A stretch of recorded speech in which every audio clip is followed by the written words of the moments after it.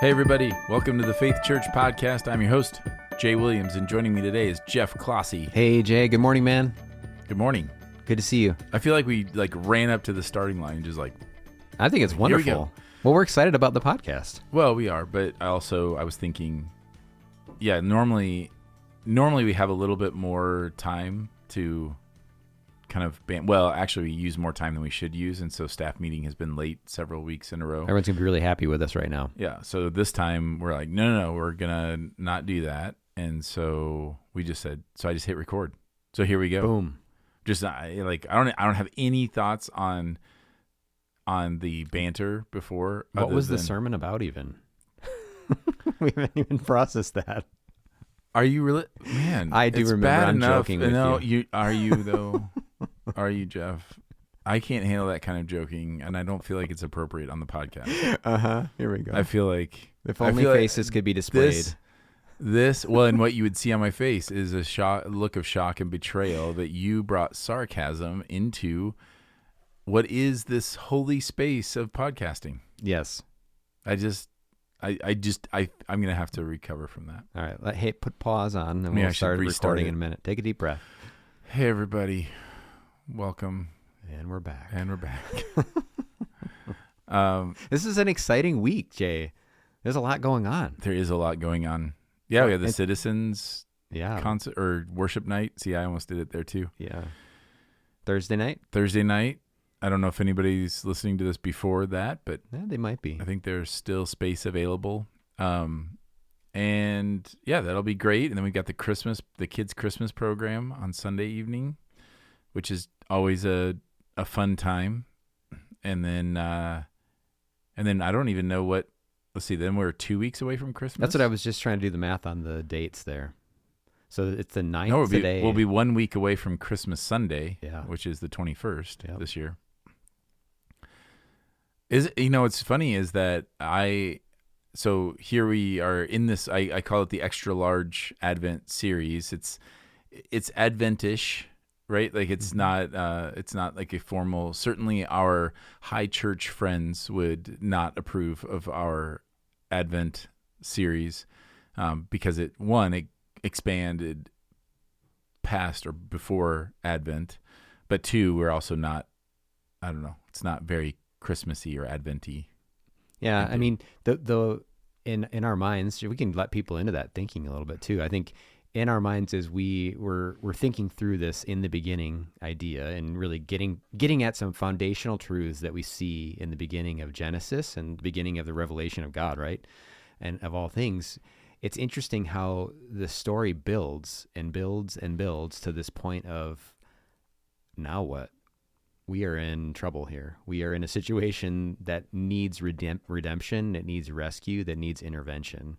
And we're building to that. And we've kind of been like touching on briefly, like it hasn't been a major topic until this week. You talked a bit more about sin entering the picture.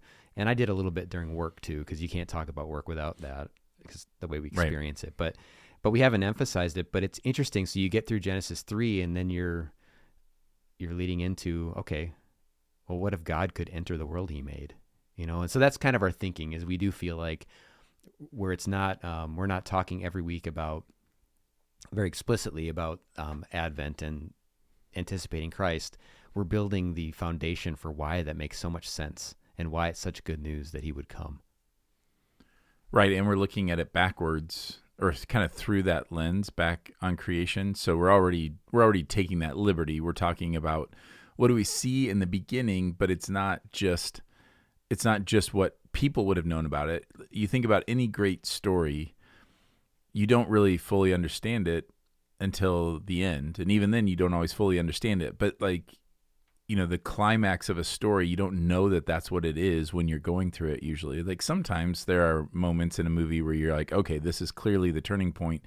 But it's only in telling the story that it's clearly, because often, think about any story or movie, the turning point or the key moment is often really small. But it becomes really significant.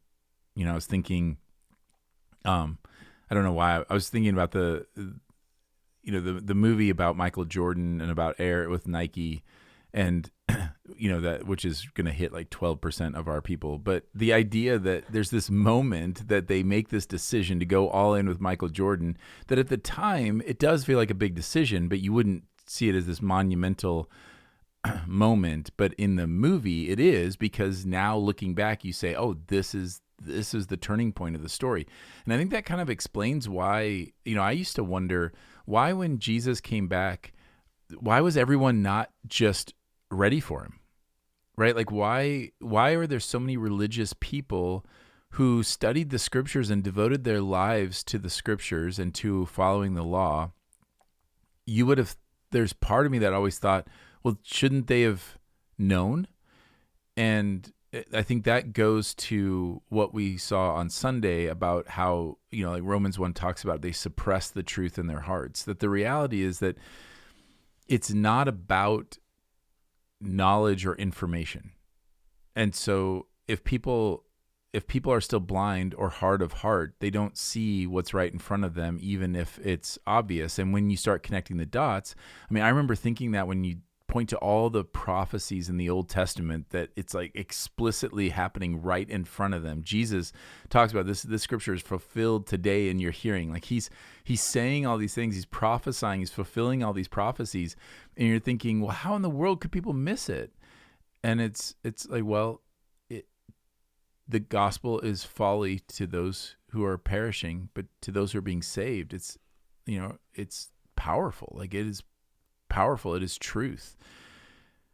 And so I think that was part of what I was trying to unpack today about when we're fulfilling this mission, that we wonder, and people ask questions of like, well, why doesn't God just make himself known? We've talked about that before, where the famous interaction between the Christian apologist and the atheist, where the atheist said, well, if God is, why doesn't he just make himself known? And the Christian apologist was like, well, you mean like becoming human? And he did that.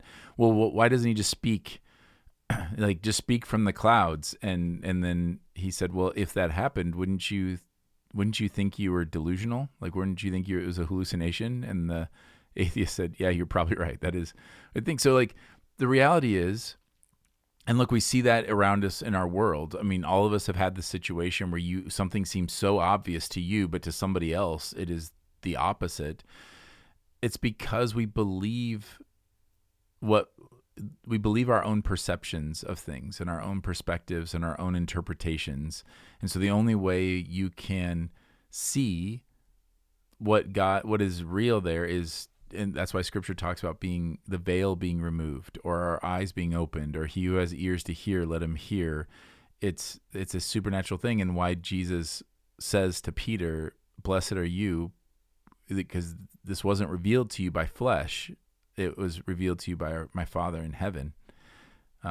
So yeah, anyway, that was my way of thinking through that, and thinking through like, how does this story make, because especially when you're talking about apologetics or sharing your faith, right? Like people start thinking about, oh, if I had the right answers, or if I could think about it in the right way or say the right thing, then it would solve everything, and it doesn't.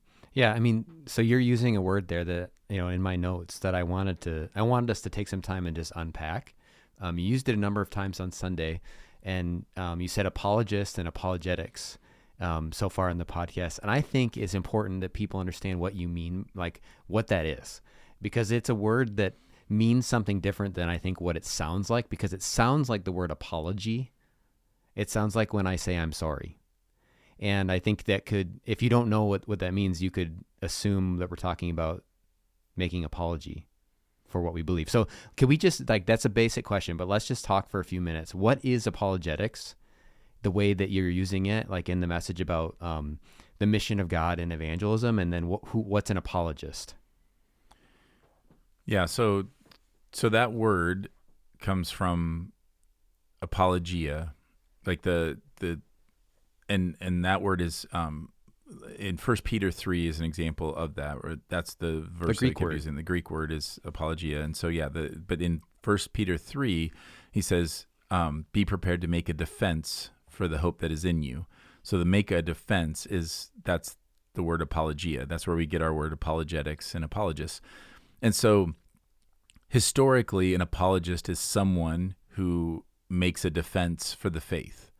Now, what's interesting about that is in a post-Enlightenment world, that typically has taken on the form of an intellectual empirical data debate, meaning you're arguing for the existence of God. And there are different types of apologetics, some that start with the idea that God is real and that God exists, some that start with Scripture, some that start first by proving that there is a God, that there's something beyond us, and then makes the case of why Jesus is that God. But it's all based around this kind of intellectual debate. And so it's been a little co-opted by that, I think, because of our culture, and we don't realize how that's happened. And so, you're right. If you have no idea what apologetics is, it could sound like you're making an apology. It's making a defense. But even if you hear that in definition, we can't help but interpret that through our current cultural lens, which invokes, I think, images of, for example, being defensive. Like I'm making a defense. So it's kind of like I have to defend the faith. And, but what I think is probably more likely, what in the context of what Peter is talking about, he's talking about in a context of suffering, that the accusation that he's talking about making a defense against, if there is an accusation he's making a defense against, it's not an accusation of if God is real. It's not even an accusation of if Jesus is the Son of God.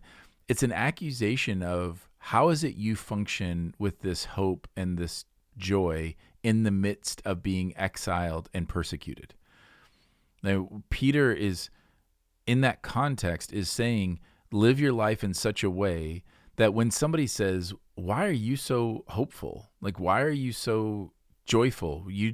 I don't understand what you're doing. That the make a defense is more of like an explanation or a proclamation of this kingdom of why you have hope. Why do you believe things are going to work out? Why do you believe that it's under control? Like, think about those different things of if you're dealing with suffering, what makes the difference between someone being hopeful and someone despairing? Usually it's issues of control. It's issues of meaning. Like, is my suffering chaotic and out of control, or is there someone that's sovereign over it, and is it in control? Think about the difference between being a child being disciplined by a father who is under control and cares for the child versus an act of violence towards a child that is chaotic and has no control. And then meaning, does it serve a purpose, or is it random?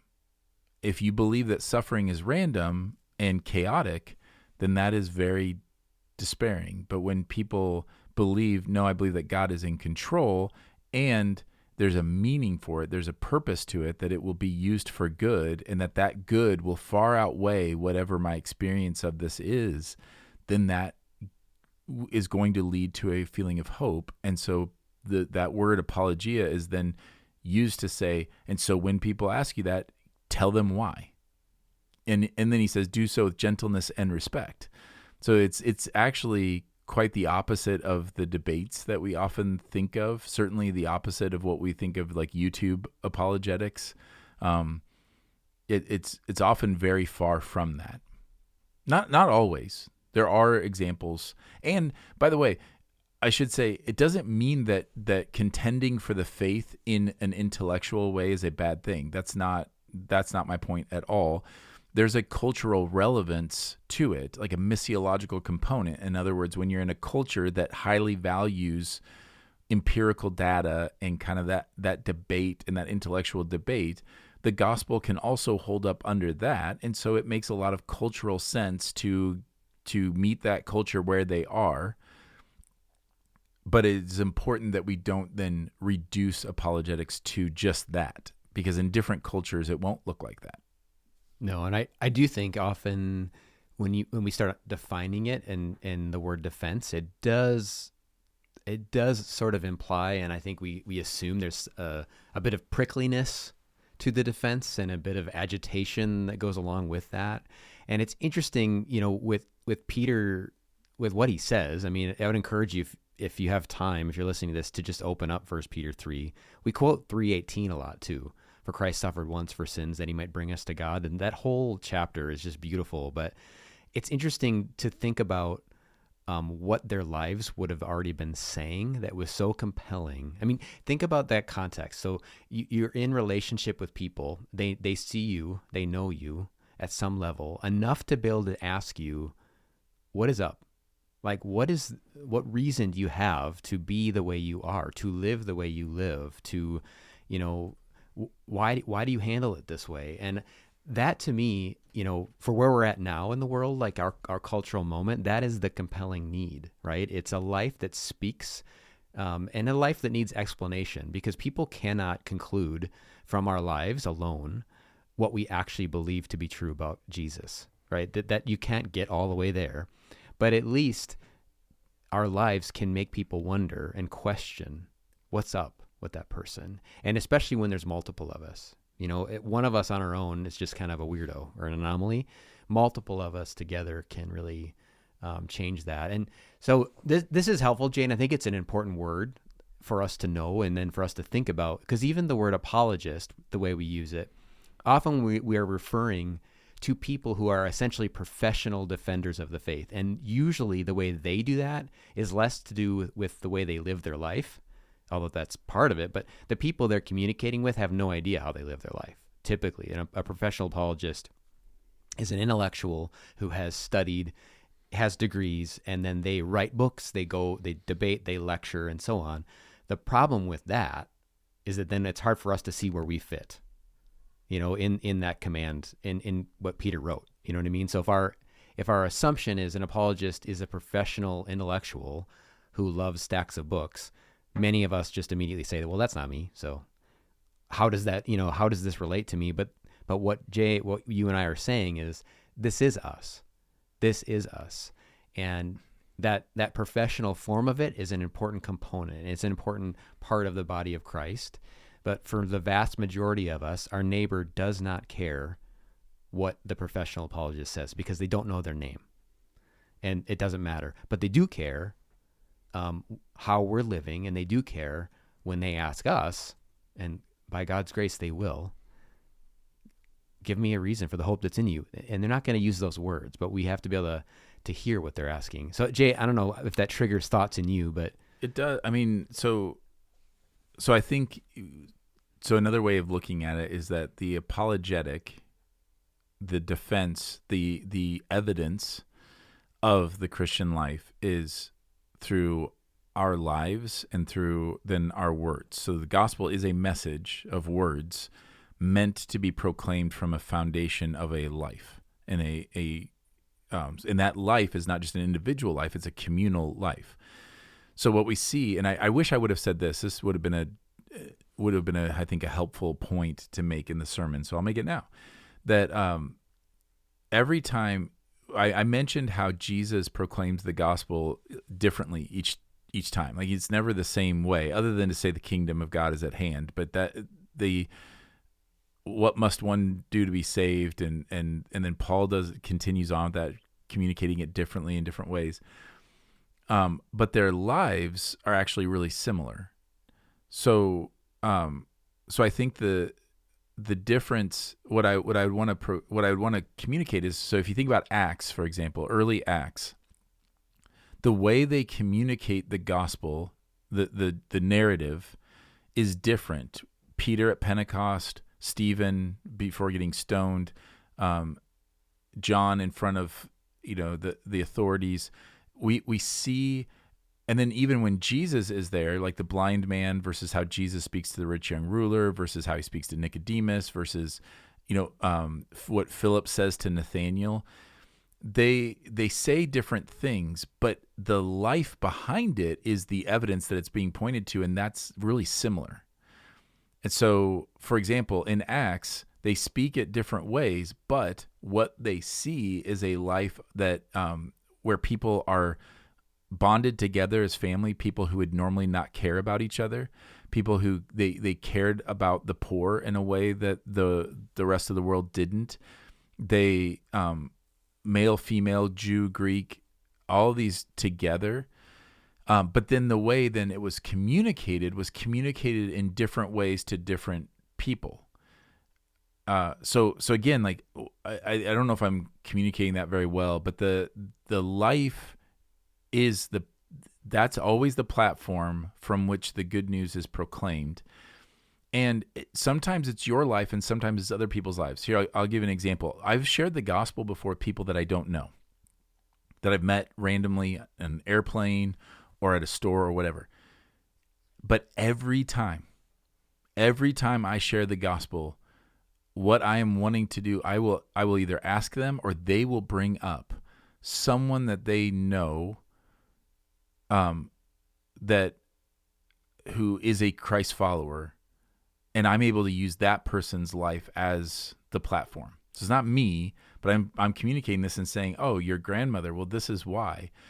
And if they don't have that, if I'm in a cultural context where they don't know another Christian, then I just point to the life of Jesus.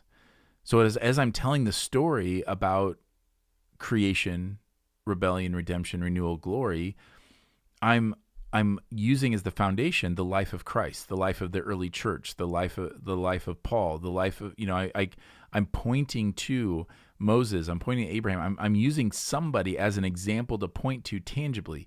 And those lives that you could pick any of them out, and their lives are going to look very similar. They'll be in different contexts, but the fruit of the Spirit will be there.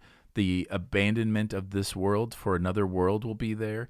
The faith, the upside down nature of the kingdom will be there. And yet the way I will proclaim, the way then I'll explain it, the words I'll use will differ depending on what's the situation the person is in.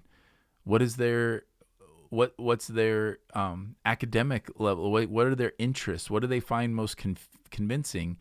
And the gospel can communicate in all of those different cultures. So does that make sense? The life as the platform and using that and how similar that looks and how we are all a part of that then? Like that testimony? I mean, if I try to share the gospel with somebody that works with a person in our church and that person in our church is terrible at work, that makes the gospel proclamation harder. It makes the words fall on deaf ears because there's nothing tangible. There's nothing real. It's easily dismissed because they could say, oh yeah, I know so-and-so, and they don't look any different than the world. And if that's what this is, then I'm not interested in it.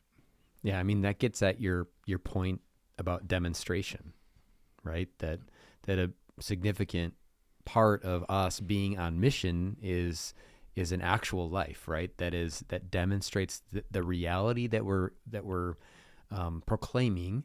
And, it struck me that you could understand that in a number of different ways too. And you touched on this, that part of the way that we often end up demonstrating the truth of the gospel and the reality of the kingdom is by how we respond and how we react to our own failures. Like when we are not perfect, because we are not, how do we respond to that? And I think that is an important thing that our friends need to hear and to see, that when I do something that, man, that was not right. My response to you or that action or whatever it was, and now I'm responding to that in a different way. That's a key part of it, because I know for me, in like especially in my early years of wanting so much for people to know Jesus and wanting to be the person who someone would ask, give me a reason for the hope.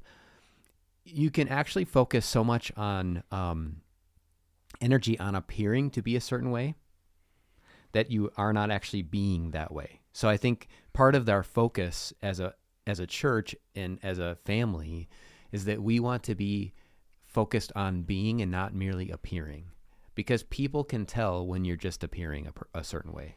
They can see right through it.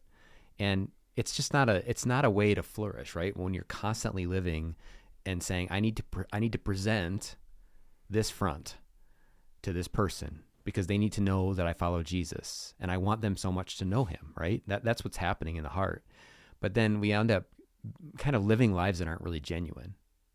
And people need to experience the genuine in us, including the warts, the parts that we're like, I'm not super proud of that.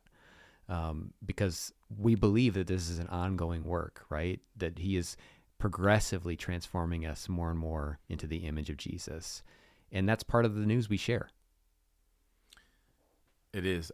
There's a picture that just popped in my head when you're talking about that so putting on an appearance or a front, and even if it's not like you said, there's could be positive motivations for that, but it's ultimately not helpful. And the reason why it's not is because you are taking it on yourself. It's like, but you have to know that God is the one orchestrating these things.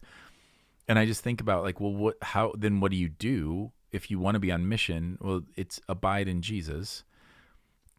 And the way that I pictured that is I was recently walking with a friend through a city, and we came upon a man who was homeless and was asking for money.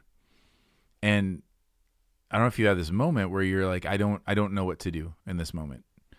And I kind of looked to my friend who was more familiar with the city, with that particular city, just kind of to follow my cues, or to kind of take my cues and see like, and there was a sense of solidarity in that, of that together we were kind of deciding how to handle this situation.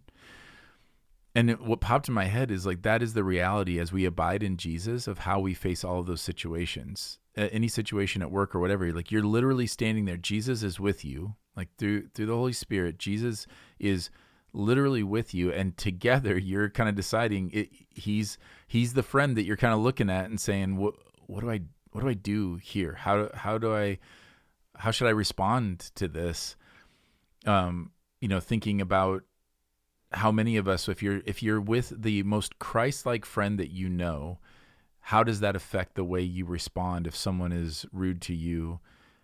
What would change if that person was sitting with you at your keyboard, sitting next to you while you're like responding to a Facebook post or whatever? I mean, that is what the reality is with Christ, and that's all you have to do. Like in so many ways, it's actually it's not complicated. It's not easy all the time, but it's not complicated. And what one of the things that the enemy does is he makes us think things are complicated that aren't. So we'll overcomplicate things and overdo it in our minds, twisting it to say like, well, if I do this, then they'll think I condone this, or if I say it like this, then like whatever. And so then we just don't do anything. Like, well, if I give the wrong answer, then I'll probably drive them away. I will say that most often, and I can't say always, there's definitely false things you can say that are kind of damaging, like heretical things that could get in people's heads.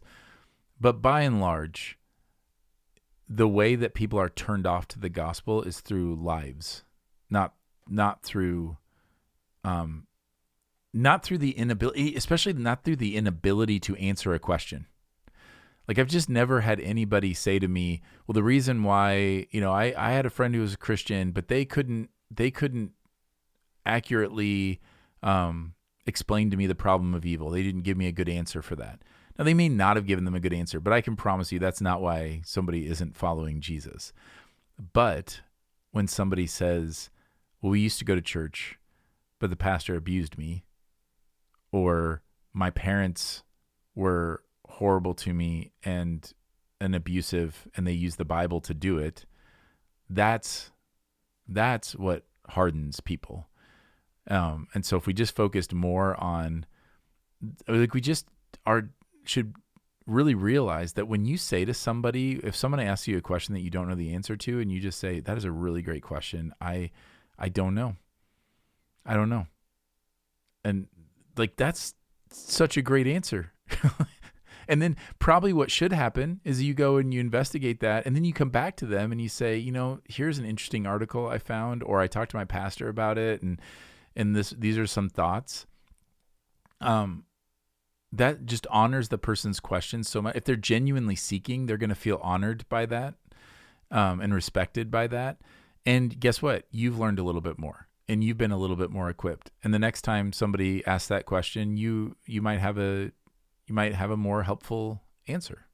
Yeah, I love that picture too, because it gets at the truth that when we're living on mission, right? When we're living in our everyday lives on mission, we are part of the mission. Like God doesn't stop working on us as have our eyes outward. And so even part of like saying, I don't know, an answer to a question is a really good exercise for us, like in that moment, because we can live with a lot of things that we think we need that we don't. For example, having an answer.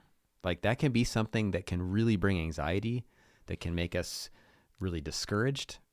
And it's really it's a false need. It's in light of Jesus and his cross and the kingdom we're part of.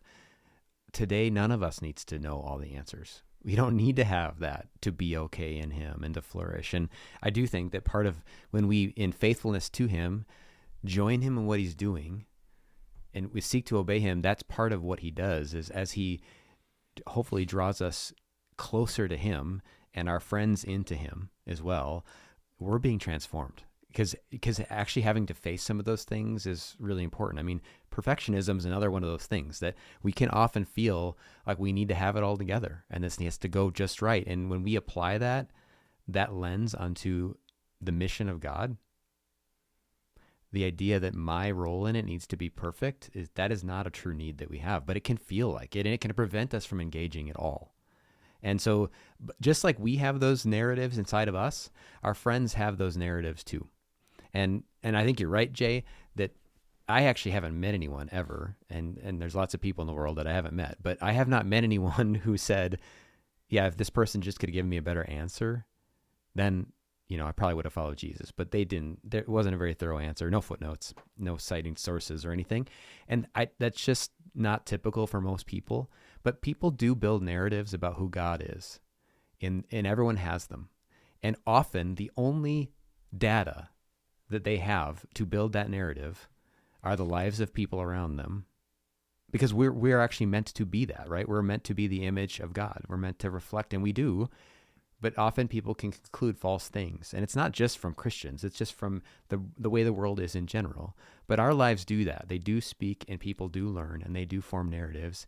And it's interesting, I think, to think about what do we want? Like if we were going to break it down, like what is one thing that we would want our friends to conclude from our life and the way we live, and then how we are with them about who God is. And one of the things that comes to my mind right away is just this simple truth that God is not against them. He's for them. Like, I know it might sound too basic, but I do think that often it's easy to live with this idea that the one who created all things actually can't stand me and is not for me. And all the things going on in my life right now that are painful and difficult are because of that. And I would love for my interactions with that person to at least put a rock in their shoe that would get at them enough to say, maybe that's not true. Maybe God isn't against you. Like, I don't know, Jay, what comes to your mind about what is something that you would want as well? Well, the first thing that came into my mind is that God is real. Yeah. I just can't overstate that enough, that what just boggles my mind in my own life and in the lives of so many people, that we live as functional atheists so often. And we have these spiritual moments of going to church or praying when something specific, when we feel like we can't handle something on our own, and we just don't function day to day, moment by moment, that the living God of the universe is dwelling in us and with us. So I would want people to look at my life or other people's lives and to at least say, and even if they think I'm a fool, they think I'm a convinced fool. Even if they think that this is a total delusion, they're like, well, he's all in on that delusion, right? And then the other thing, though, I was going to respond to what you said, because this is the tricky part, and this is what I was trying to wrestle with, of saying the invitation of Jesus is follow me, like come and die to yourself and follow me. And that our invitation often to people is come and see. And I wanted to divide that because I wanted to give space for people to say, look, this is not about going around and telling people like you're going to heaven or hell, like make a choice right now. Like that you don't have to do that. You can say, come and see. But I also wanted people to know that there is a choice that's made. There is a decision, that it's not So like, here's what I'll say, and this isn't really pushback on what you said. Is I think it's probably more just clarification, because I know you and I feel the same way about it. The person who thinks God is against them, there's parts of me sometimes I'm like, well, yeah, because you're against him. You're against him. It's not about God. God isn't like, God doesn't have it out for you where he's like, oh, I'm gonna mess with Jeff's life, and I'm gonna do this, like, and that I wanna clarify to people that that's not the case. God is not looking to foil you or looking to mess up your life. He's not the reason why you didn't get that job or you didn't whatever. He's not just like sitting there torturing you and having fun with that. But there is a very real case of you are against him. You have rebelled against his kingdom, and you are not for him, which means you do not have that relationship, that intimate relationship. I think when we don't say that, what I've seen happen is somebody jumps from, oh, okay, God's not just messing with me and trying to torture me, to then assuming that they have status as son or daughter. And that really the problem is they just need to realize that God is for them. And but then the problem is that he's not in that way, because they haven't repented and turned from their rebellion, that they are still like pursuing their own kingdom, and they're going to constantly be doing that and finding themselves in the same situations. But then they dismiss Christianity because they're like, well, I tried it. For example, like I went to church. I just had this conversation recently with somebody where they're like, I'm trying to do, and I'm like, you need to follow Jesus. And the response was, I'm trying. And then they started describing what that meant. And I said, well, you're trying to be a good person. That's not the same thing. So how do you help people in that tension of, because I think it is important that people realize God isn't, so if they're picturing God is just sitting there, just so disgusted by them because they're not following all of his rules, that's an important thing to dispel. That's an important thing to say. That's not what this is about, which, by the way, shows what I think the corporate testimony, communal testimony of the church has been, is that what God cares about is you following all of his rules, which is a problem. So I want to be able to communicate that clearly, that that's not the case. Like God is for you in the sense that he wants you to turn. Like he's given you this way back. If he didn't have to do that. Like he's given everything so that you are able to reclaim your status as his child, as his image bearer, and all the inheritance that comes with it. But that does come with this cost of laying down your life. So does that make sense of like, how do you not just say, oh, okay, great, God's not against me. Okay, well now I just need to change my perspective on that. And then that's just going to lead to more and more frustration of why is there no change in my life? Well, because you're still living for your own kingdom. You're still at war. So you thought God was at war with you, but you're at war with God, and you continue to shoot at him. You continue to wage war against him. And then you wonder, why do I feel like I'm at war? Like all you have to do is lay down your sword. You just need to lay that down, and he embraces you. But you have to lay down your sword for that to happen. Yeah, I mean, I think you're getting at an important part of our actual communication. And I mean, I'm trying to think what it would look like for me to communicate through my life that you are a sinner to someone in my life. And I don't know exactly what that looks like. Wait, say that. So communicating. So I got communicating confused on with pronouns. our life. So I was thinking about that. One of the things that I want my life to communicate with my neighbor is that God is for you because I'm for you. Like my being for you is a reflection of his being for you. And I don't know that I can communicate with my life, you are a sinner.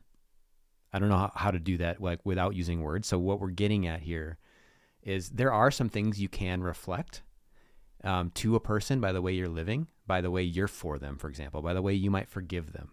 Like that's an imitating of God. I think when it comes to you are a sinner, that requires actual communication with words, because I don't know how I can creatively and knowably convince someone of that by how I serve them, for example. But I think in our area in particular, my experience of people is that they actually live with an overwhelming sense of guilt before God where we live, because of all kinds of different religious experiences or even just sketches of religious experiences they've had. And what we see over and over again, like in the way people respond to Jesus too, is that he is better than what you could have imagined. God is actually more loving, not less loving than people imagine, because of the way they often conceive of love is just permissiveness. But actually it's better than that. And so I think it's a good point. Like, yes, at some point in the conversation in the relationship, there is a conversation about sin. But I would say the God is for you is coming. That's John 3:16. But John 3:36 is very clear about, hey, there's a life of repentance and trust, and there's a life that doesn't involve repentance and trust towards the one who's for you. And they're very different paths leading to very different things. One's going to lead to light and life, and one's darkness and death. And that's part of the conversation. But I think that people need to like actually want to know God. And I think that so often in the waters we're swimming in, the idea that he would be worth knowing, because that it's so obscured, it's so foggy who he is. And of course that includes who they are. Like we just don't see ourselves accurately either. They just need to begin to imagine he actually does love me. Yeah, he's not okay with all the sin. He's not, but he loves you.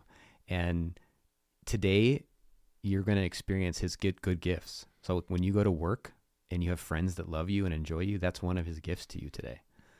And yes, there will need to be repentance. And yes, there will need to be confession of sin. And that's part of his loving us, is that he helps us to see that. He helps us to discern this way is not the way that's going to lead to life at all. It's not God's way. And that's one of the other things. I mean, like the fact that he's for us and that he made us for a purpose. I mean, that's part of what we're unpacking, in this series. And I do think this is where like we do need to, I think, like you mentioned I thought that point, Jay, about fluency versus memorization is so important. And to me, the area of talking about brokenness and sin is an area we need to be fluent in, and how to do that well and in ways that people can understand and actually get at what are we talking about. Because I think our lexicon is limited often to in-house words, and people miss what we're saying about Jesus, but about brokenness as well. Well, yeah, and that's why we start with God. And we've talked about this before. We don't start with sin because I think one of the pictures, we know Scripture talks about how it's God's kindness that leads us to repentance. But the reason that is imagine, the picture that came to my mind is imagine that you're at work and you're brought in for a staff evaluation or some kind of evaluation. There's a huge difference between when you go into that and that you believe that the person is for you and wants you to succeed in your job, and in fact sees something in you and wants you to maybe get promoted, and says to you, hey, I want you, I think you could be really successful here. I would love to put you forward for this promotion. Here's some things that I want you to work on. And here's some things that I think I need to bring to your attention, that sometimes, you come off this way to other employees, or sometimes, you're whatever the thing is. That's a very different situation than if you feel like your boss is out to get you. And so then you go in for the evaluation and they say, well, you come off this way to people, and then you showed up late, and you feel like they're just trying to keep you down. So that's what popped in my head when you're talking about why it's so important to start with, this is who God created you to be. This is what Scripture says about how he feels about his creation and what his design is. And these are the links that he went to secure your redemption, your deliverance from your rebellion to the kingdom of sin. Like he is for you. The prodigal son shows us like he embraces the incarnation shows us like he came not to be served, but to serve and to give his life as a ransom for many. Like we see the depth of his love. So to understand that changes the whole scope. And I think you're right that when we communicate something else, people feel like, well, there's this angry being out there who's just always mad at me all the time. I didn't even know what I was doing. Like I didn't even understand what was going on.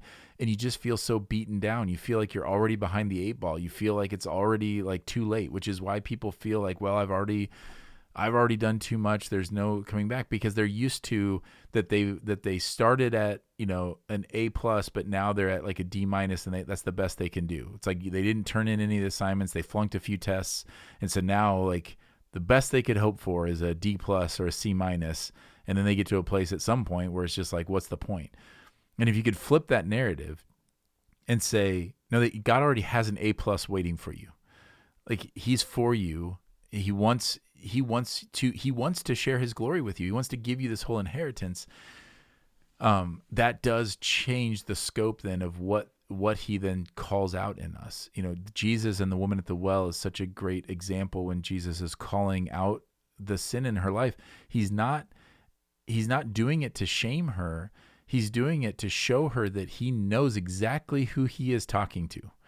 And he knows exactly who he is choosing to reveal himself to and what he is offering and who he's offering it to.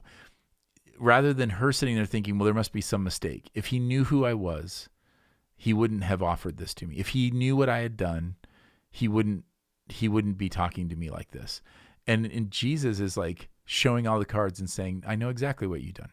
I know exactly who you are. And I'm telling you this.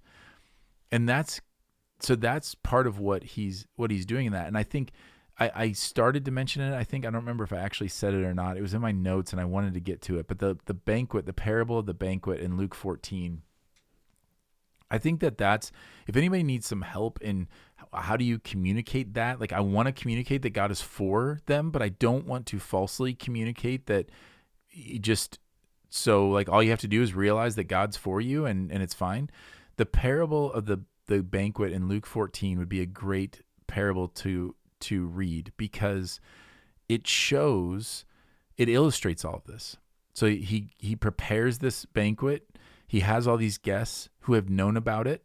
And then he sends his servants out to tell these guests, hey, the food is ready. Like come and enjoy the banquet. And people have different excuses as to why they can't come. And so the master says, no, I want my banquet table full. So he says, go out and invite others. And then the servants come back and they say, there's still room. And he said, just go out to the highways and the byways. So basically to the ends of the earth, like I want this banquet table full. And it doesn't matter. He doesn't tell them to go and find the wealthy or to find the people who are worthy of an invitation. It's what makes them worthy of the invitation is that they are willing to drop everything. They want it enough. Basically, that's what makes you worthy of the invitation is you want it. And what shows you want it is you abandon everything and you follow him. That's when every time Jesus is calling for faith, it is that question is, what do you want? It's, do you want this? So there are a lot of people who start out thinking that God is against them. And then you could tell them like, he's not, he's for you. Come to the banquet. And their response is going to be, yeah, not today. I don't really, yeah. Cause the response is like, once you realize, no, the God of the universe is for you. He created you. He knows you. He loves you. And he has a plan for you. And he has an inheritance for you. And so the price of admission is to just give up on your feudal kingdom and surrender that and surrender to him. But a lot of people get to that place and they're like, but first let me go take care of this, or I don't want to give this up yet. Okay. Well, that's the invitation that we have to know. That's one of the things that we talk about in Luke 14, that most people are going to still be blinded and you can't change that. God has to open their eyes to see that this is a treasure in a field. Think about like almost every parable that Jesus tells about the kingdom is setting that up of like God is for you and wants you, and it is free. Like anybody can come to the banquet which is why even in Luke 14, I love that interaction. That parable is preceded by the conversation when God says, like when like I'm trying to just remember exactly from memory, but when Jesus says that when you have a banquet, like don't invite those who can invite you back. You probably have it pulled up, but don't invite those who can invite you back. Like invite the poor, invite those who have nothing to offer you. Because in so doing, you're like, it's like, that's like what the kingdom is. And then somebody reclining at the table says, how great is that going to be? And Jesus basically responds with, well, you'd be surprised that still most people are going to hear this and they're not going to see it as this glorious news. But the very fact that you do, that's what shows that you will receive, that you'll receive this. So do you want that? And so as you, I think, and we have often thought, and what we've seen a lot, and what I think a lot of us have experienced, is we think that it is shame or guilt that will bring people to repentance. And it's not. That's not what happens, because just think about any time, if you've ever had a friend or in a marriage or anything where if you want to bring something to someone's attention, the very first thing that you feel like they need to change or that's causing some kind of pain or grief in your life or in their life, the very first thing you should always do is let them know that you are for them, that what you are bringing to them is you're bringing it to them because you love them and you want what's best for them, not from a place of condemnation or shame or guilt. Anybody who's been a parent knows this lesson over and over again, and how many times we start with frustration, and where does that go? When you start with frustration with your kid, the defense comes up, and now all the excuses come up and all the defenses come up and all but when you start with what you see in them and what you want for them and what you hope for them, that doesn't mean it always goes great. It's not a perfect formula, but that's the avenue where the defenses are taken down, the walls are taken down. And so as you proclaim that, so this is all going back to, like, yes, I agree with what you're saying. I think that people would know that God is for them and that he invites them to the banquet, and that, yes, like, and it's interesting because you went to then like sin, and I'm thinking of it more of like rebellion. So it's just this general spirit of it. Like the reality is because I think sometimes we get caught up even in like specific things that we've done wrong, which I know isn't what you're communicating, but I think sometimes people hear that when they think of sin, they're like, okay, well, that means lying or saying something cruel. And the problem with that is we're such good justifiers that we're like, well, that's understandable that I did that, whatever. I just don't get into that with people. I will ask the question of, like, if they say, well, when they ask the question of like, well, I'm trying to be a good person, do you think I'm going to go to hell? That's a common like gotcha question, or trying to put somebody on the spot. And I'm like, you'll be where you want to be. Like the banquet is open. Like the parables are very clear. Jesus is like inviting everyone to the banquet table. And what makes a person worthy to sit at the banquet table is their desire to be there, which is a fascinating thing. Anytime people talk about how exclusive and judgmental Christianity is, it is the most inclusive. There's never been a more inclusive religion or faith or anything. Like it is, in the fact that it is based full. I mean, think about any other organization in the world where they say the only requirement to join this club, this team, or this anything is you want to be here.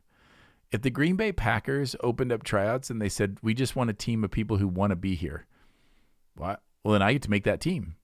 Like, I would love to be an NFL player, but it's not that. And I think people, like, we don't have a scope for that. So anyway, that I just keep wrestling with that, because I think that tension is so important, that all are well. And again, that parable of the banquet is so helpful.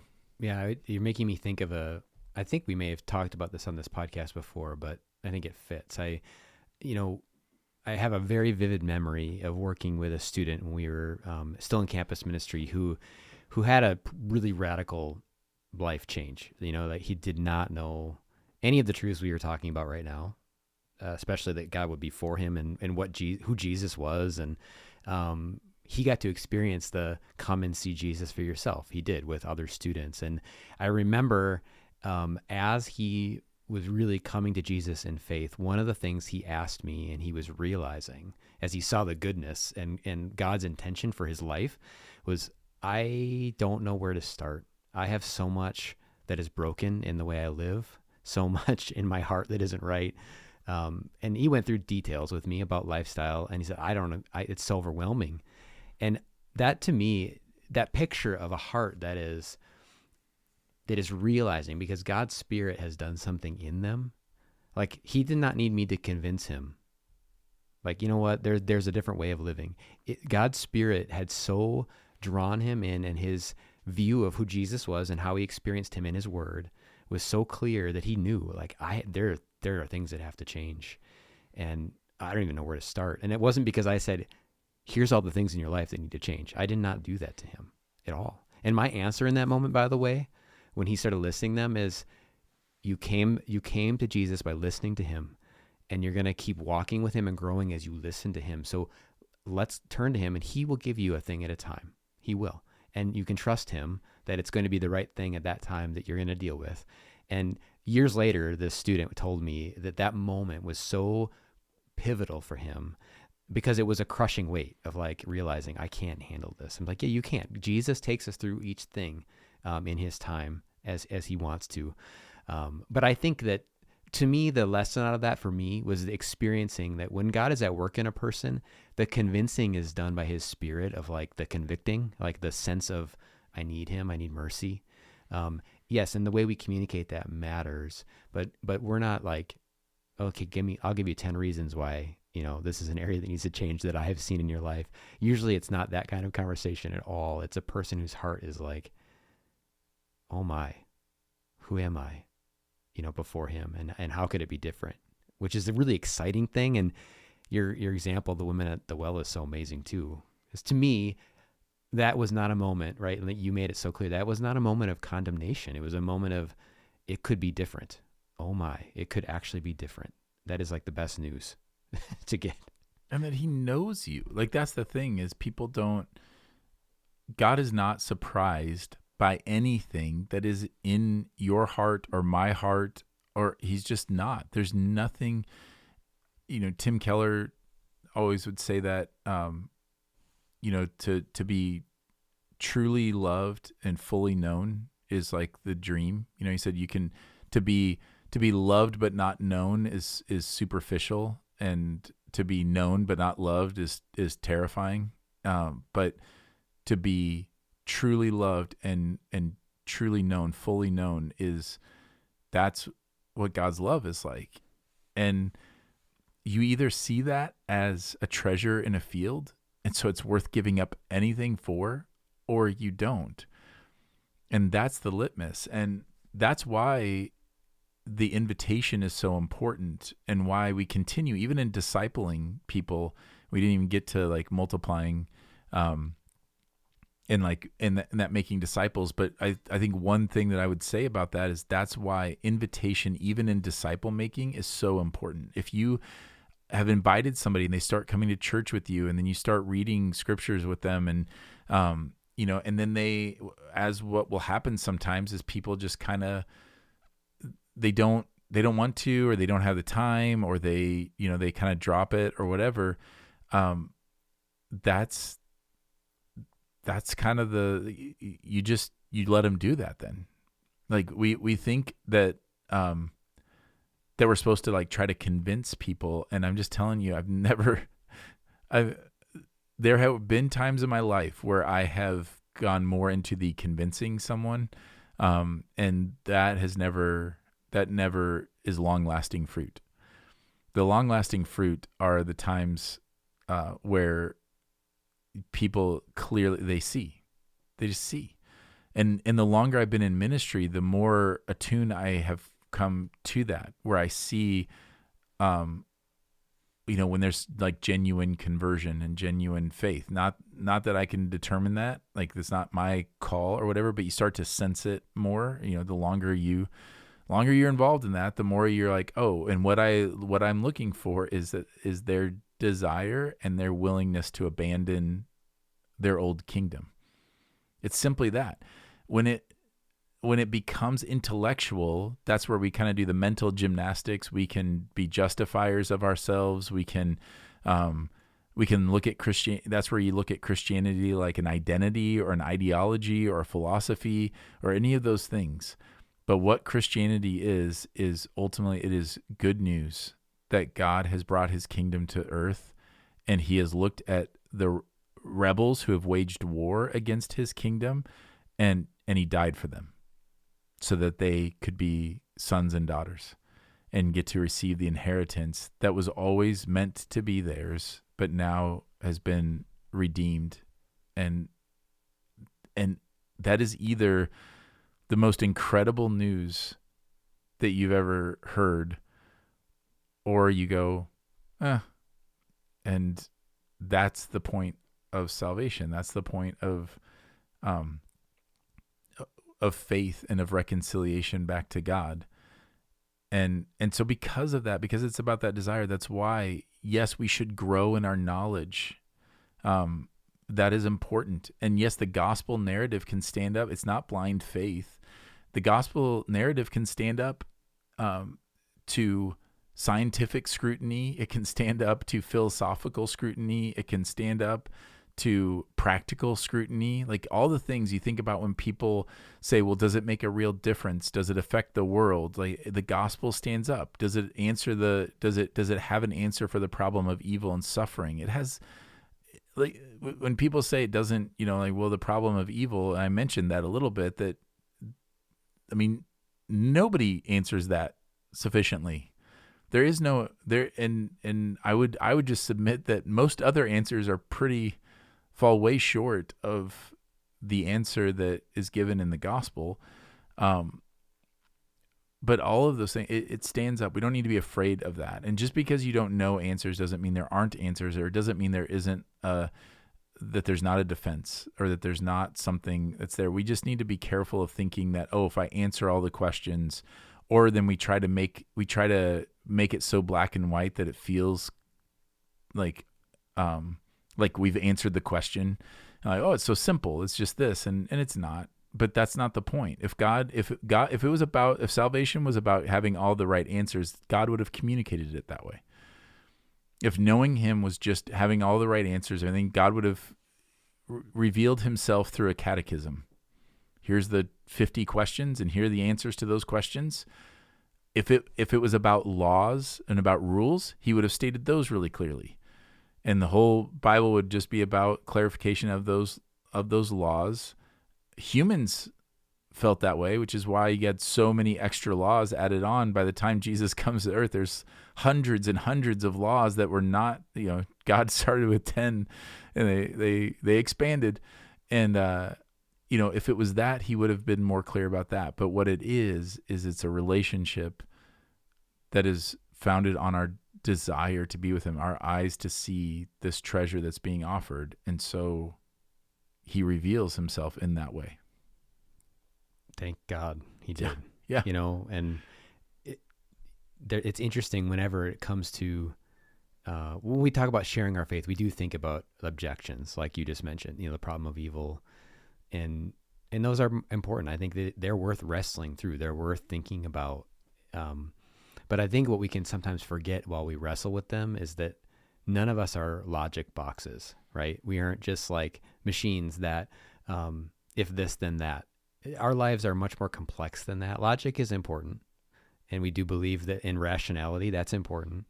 But we're also emotional. We're also desires. We're beings that have desires, and we believe that Jesus, the King of the universe, he's where all of those are meant to be focused and found, and fulfillment found in, for all of those things, for the logical questions and the scientific questions and the rational ones, and the also the creative ones, and the desires and the emotions. And it's just so interesting, even with the problem of evil, Jay. I know that there was a time in my life where I was so fixated on giving the best logical answer I could to that. And there is a logical problem of evil that we can answer. But most people, it's actually not that. They couldn't even articulate the actual logical problem of evil. They feel it. It's something you feel. And so I think one of the ways, just a little tip for that, if that comes up in a conversation this week, who knows, it might now, right? That I have started doing with people is asking, they're usually expressing they feel like it's wrong that fill in the blank, suffering or whatever. I often start asking the question now, what do you think God feels about it?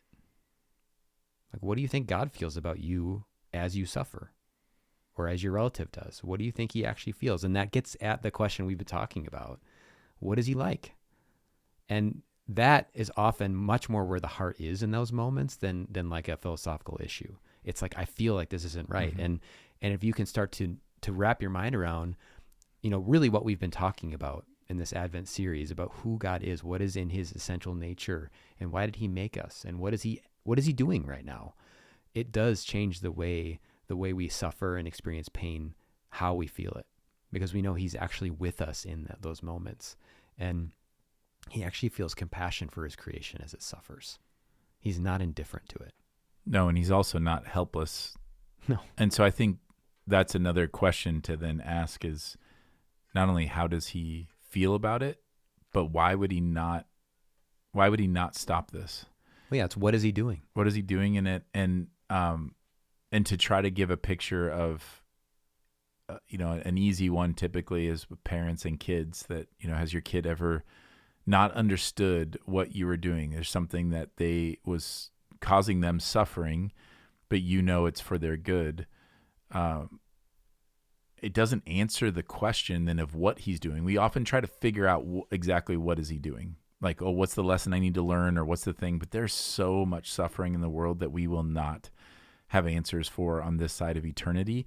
And I think even in eternity, we won't necessarily have answers for, but we will see it be resurrected as joy. And so we will see it was all worth it. Like, so I think we'll see things, but like, I still am hesitant always to say, oh, well, we'll understand. We'll see clearly, but we'll still be human beings who are only capable of so much. But I think where I would want to land is what you said there, which I think is so important. I'd want people to feel confident in the gospel. So we talked about what would we want somebody to know from our lives, but what I would want Christians to know as you're sharing the gospel is to never feel like you have to make excuses for God, to never feel like the gospel can't stand up to the scrutiny. The reality is, like you were talking about the intellectual evidence, there's a lot of intellectual evidence for the gospel, for the resurrection.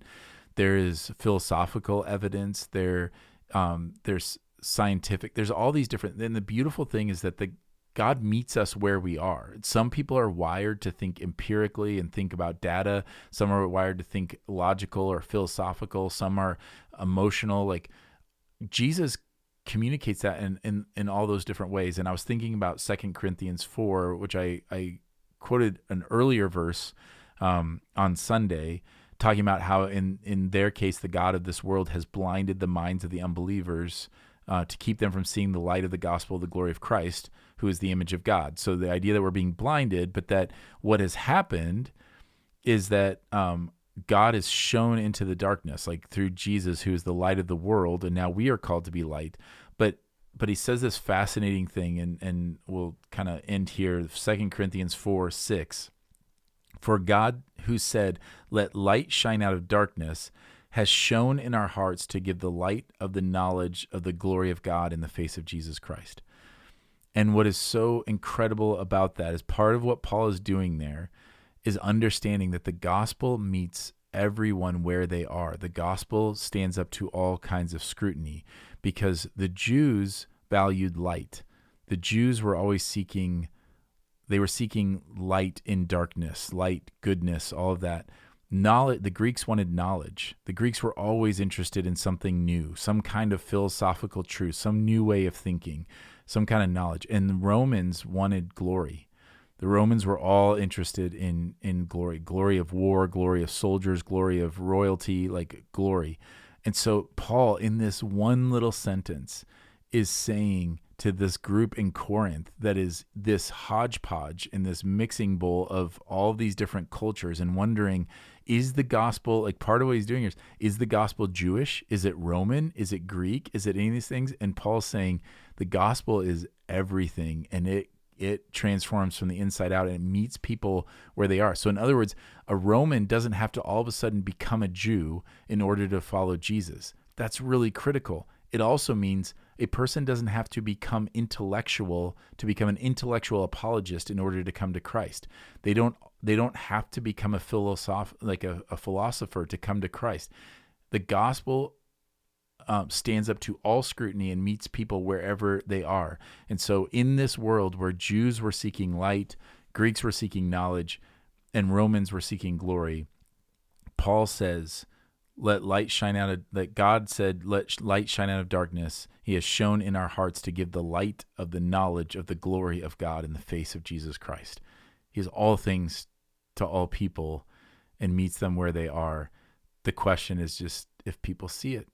And that is a work of the Spirit, and we can trust him with that. And I hope that it stirs people to have confidence in the gospel, also excitement of what they will learn, because as you learn, as you have these conversations with people, you will grow and learn, and that increased experience and knowledge will cause you to love God more deeply and be more confident in your faith, which just helps, like it has this kind of spiraling in a positive way, this multiplying, that's a better word, it's multiplying effect in your life and in others. So yeah, this is all part of the journey. This is why we have to do it together, because we grow as we kind of have these conversations. And I just hope that people are you can also have these conversations. You don't have to have a podcast. It doesn't have to be a one-way thing of listening to it.